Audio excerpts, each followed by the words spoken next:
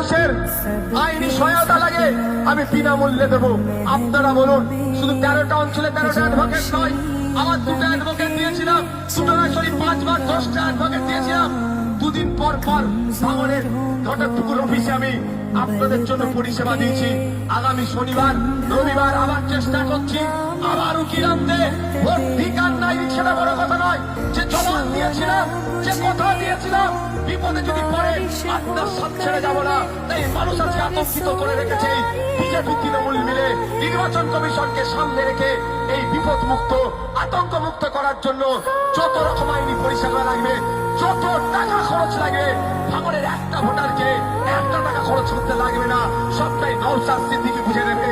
এবং ভাঙনে যাদের ভোটার লিস্ট থেকে নাম কেটে গিয়েছে, আবার সেই নামগুলোকে ফিরিয়ে নিয়েছে, তাদের অধিকার বুঝে যতক্ষণ না দিতে পারছি আমি শান্তির ঘুম ঘুমাবো না।